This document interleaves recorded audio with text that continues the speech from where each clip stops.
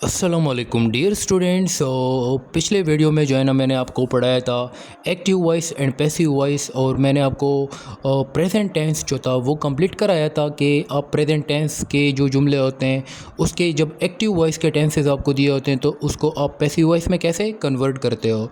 आज जो है ना हम पढ़ेंगे पास्ट टेंस को, ठीक है, कि आप पास्ट टेंस के जो एक्टिव वॉइस के टेंसेस होते हैं आप उसको पैसिव वॉइस में कैसे कन्वर्ट करोगे। अच्छा, सबसे पहले हमारे पास पास्ट टेंस होता है, वो होता है पास्ट इंडेफिनिट, ठीक है, जिसको हम पास्ट सिंपल भी कहते हैं, ठीक है। अच्छा, पास्ट सिंपल टेंस या पास्ट इंडेफिनिट टेंस जो होता है उसमें सबसे पहला जो होता है हमारे पास डिक्लेरेटिव।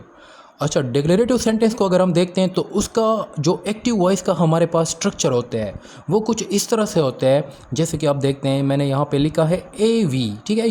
ए वी का मतलब होता है एक्टिव वॉइस, ठीक है। एक्टिव वॉइस का जो स्ट्रक्चर है उसमें सबसे पहले हमारे पास सब्जेक्ट आता है, सब्जेक्ट के बाद आप वर्ब की सेकंड फॉर्म आती है, वर्ब की सेकंड फॉर्म के बाद हमारे पास ऑब्जेक्ट आता है, ठीक है।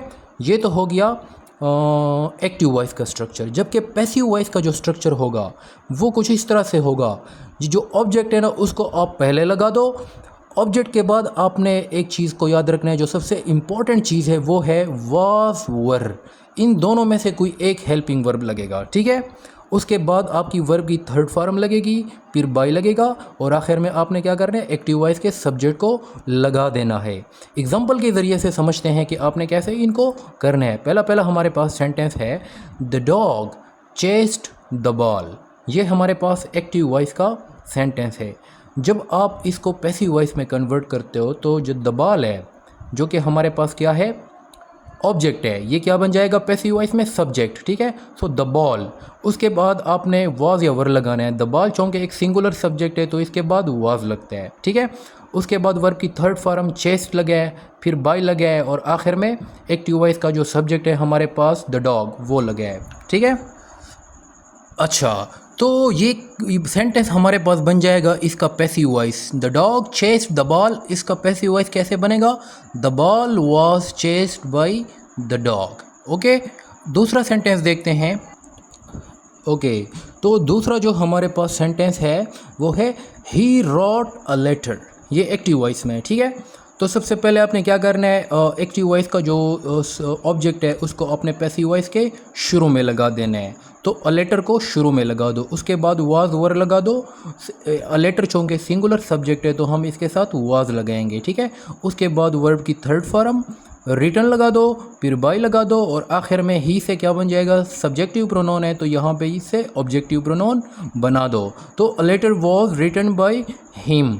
अच्छा, तीसरा हमारे पास सेंटेंस है we visited over grand parents, ठीक है। ये एक्टिव वॉइस है तो इसका जो पैसिव वॉइस बनेगा वो कैसे बनेगा, और grand parents were visited by अस, ठीक है। और ग्रैंड पेरेंट्स ये एक प्लूरल सब्जेक्ट है तो इसके साथ आप क्या लगाओगे, वर लगाओगे, ठीक है। इस तरह आपने देखना है कि अगर सिंगुलर सब्जेक्ट है तो उसके साथ वाज लगेगा पैसिव वॉइस में, अगर प्लूरल सब्जेक्ट आ रहा है यहाँ पे तो उसके साथ आप वर लगाओगे, ठीक है।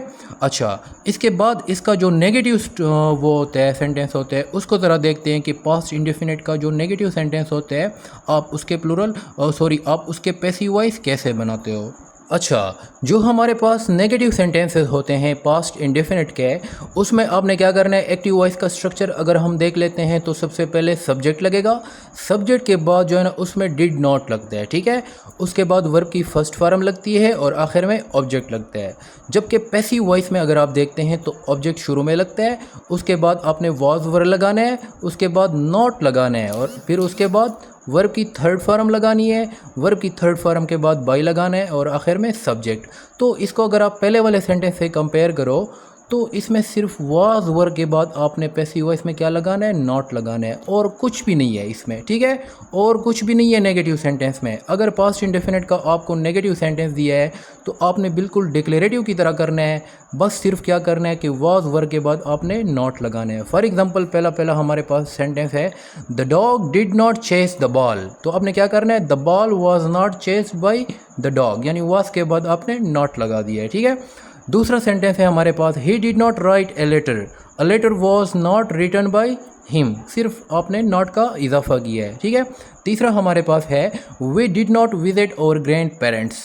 इसका पैसिव वॉइस आप कैसे बनाओगे, और grand parents were not visited by us, यानी वर के बाद आपने सिर्फ नॉट लगा दिया है, बाकी सेम टू सेम डिक्लेरेटिव की तरह है, कोई भी इसमें फ़र्क नहीं है। अच्छा, इसके बाद जो तीसरा सेंटेंस होता है पास्ट इंडेफिनिट का, उसको हम कहते हैं इंट्रोगेटिव। इंट्रोगेटिव यानी सवालिया जुमले जिसमें सवाल पूछा जाता है। एक्टिव वॉइस का अगर हम स्ट्रक्चर देखते हैं पास्ट इंडेफिनिट का, तो उसका स्ट्रक्चर इस तरह होता है। सबसे पहले आपने हेल्पिंग वर्ब लगाना है डिड के बाद जो है ना सब्जेक्ट होता है, सब्जेक्ट के बाद आपके पास वर्ब की फर्स्ट फॉर्म होती है, वर्ब की फर्स्ट फॉर्म के बाद आपके पास ऑब्जेक्ट होता है, और आखिर में आपने क्या लगाना है, क्वेश्चन मार्क लगाना है।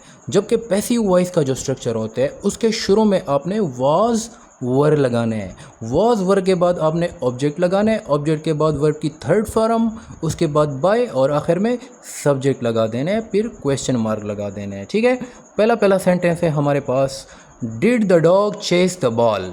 इसको अगर आप पैसिव वॉइस में कन्वर्ट करोगे तो कैसे करोगे, पहले वाज या वर में से एक लगाओगे, तो द बॉल हमारे पास आ जाएगा सब्जेक्ट की जगह पर, जो कि एक्टिव वॉइस का ऑब्जेक्ट है। ठीक है, तो ये इधर आ जाएगा पैसिव वॉइस के शुरू में, तो द बॉल के साथ क्या लगेगा, वाज लगेगा, क्योंकि ये सिंगुलर ऑब्जेक्ट है। ठीक है, सब्जेक्ट है, सो वाज द बॉल, उसके बाद वर्ब की third form chased by the dog, was the ball chased by the dog. तो अगर इस तरह का एक्टिव वॉइस का सेंटेंस है, did the dog chase the ball, तो कैसे बनाओगे, was the ball chased by the dog. दूसरा हमारे पास सेंटेंस है, did he write a letter, तो इसको जब आप पैसिव वॉइस में कन्वर्ट करोगे तो क्या हो जाएगा, was a letter written by him. ठीक है, ही जो है ना कन्वर्ट हो जाएगा सब्जेक्टिव प्रोनाउन है, ऑब्जेक्टिव प्रोनाउन में कन्वर्ट हो जाएगा। ठीक है, तीसरा हमारे पास सेंटेंस है, did we visit our grand parents. ठीक है, इसका आप कैसे बनाओगे, were our grand parents visited by us. तो अगर आप इस स्ट्रक्चर को फॉलो करेंगे तो आप आसानी से इसको कर सकते हो। अच्छा, इसमें मैंने सवालिया निशान नहीं लगाया, जो कि मैं भूल गया हूँ पावर पॉइंट पे, तो आपने इसमें क्वेश्चन मार्क ज़रूर लगाना है। ठीक है, for example did the dog chase the ball, तो इसमें क्वेश्चन मार्क लगाना है। बाकी जितने भी सेंटेंसेस है ये नीचे, इसमें आपने क्वेश्चन मार्क लाजमी लगाना है। अच्छा, इसके बाद हम डिस्कस करेंगे डबल इंट्रोगेटिव। नेगेटिव इंट्रोगेटिव को मैंने छोड़ा है क्योंकि वो इतना ज़्यादा इंपॉर्टेंट नहीं है। डबल इंट्रोगेटिव में से सवाल आते हैं। डबल इंट्रोगेटिव को देखते हैं, मैंने आपको समझाया था कि डबल इंट्रोगेटिव वो सेंटेंसेस होते हैं जिसका जवाब आप येस या नो में नहीं दे सकते। ठीक है, जिसमें दो सवाल होते हैं। ठीक है, अच्छा, इसका अगर हम एक्टिव वॉइस का स्ट्रक्चर देखते हैं पास्ट इंडेफिनिट का जो डबल इंट्रोगेटिव होता है, तो सबसे पहले WH फैमिली का वर्ड लगता है, जिसमें व्हेन भी आ सकता है, वाई भी आ सकता है, वर्ड भी आ सकते हैं, कुछ भी आ सकते हैं। ठीक है, जो कि जिसके शुरू में WH हो। उसके बाद डिड लगेगा, फिर उसके बाद सब्जेक्ट के बाद वर्ब की फर्स्ट फॉर्म के बाद ऑब्जेक्ट, और फिर क्वेश्चन मार्क। ठीक है, पैसिव वॉइस का स्ट्रक्चर अगर हम देखते हैं तो वो भी सेम टू सेम उसी तरह ही होता है जिस तरह पहले मैंने सेंटेंसेस बताए थे। बस ये करना है कि आपने शुरू में WH लगा देना है, उसके बाद वाज वर्ब लगाना है, फिर ऑब्जेक्ट लगाना है, फिर वर्ब की थर्ड फॉर्म, फिर बाय, फिर सब्जेक्ट, फिर question mark. For example, why did, पहला सेंटेंस है, why did the dog chase the ball. ठीक है, तो आप कैसे कन्वर्ट करोगे, why was the ball chased by the dog. ठीक है, दूसरा हमारे पास है, why did he write a letter, तो इसको जब आप कन्वर्ट करोगे तो कैसे करोगे, why was a letter written by him. ठीक है, तो ऐसे पैसिव वॉइस में कन्वर्ट होगा। ठीक है, तीसरा हमारे पास है, why did we visit our grand parents. इसका जब आप कन्वर्ट करोगे तो why were our grand parents visited by us. ठीक है, यानी आपने क्या करना है, इसी स्ट्रक्चर के ज़रिए से आपने इसकी प्रैक्टिस करनी है। ठीक है, जितनी ज़्यादा आप प्रैक्टिस करोगे उतना ज़्यादा जो है ना आपको आइडिया होगा। जैसे ही MCQs आपके सामने आएगा आप डायरेक्टली उसको क्या कर सकते हो, सॉल्व कर सकते हो। But remember it needs practice. ठीक है, मैंने जब सीखे थे तो पहले शुरू में मुझे भी मुश्किल हो रही थी, लेकिन जब आप बार बार प्रैक्टिस करते हो एक चीज़ की तो वो आपको इतने याद हो जाते हैं कि आपको फिर स्ट्रक्चर देखने की ज़रूरत भी नहीं होती। आपको डायरेक्टली वो सेंटेंस आप उसमें से पॉइंट आउट कर सकते हो जो सही होता है, लेकिन उससे पहले आपने क्या करना होगा, इसकी प्रैक्टिस करनी होगी। ठीक है, ये वाहिद तरीका है वॉइसेस को सीखने का। ठीक है, so dear student, that is all for today. इंशाल्लाह अगली वीडियो में हम पास्ट कंटिन्यूस टेंस पढ़ेंगे।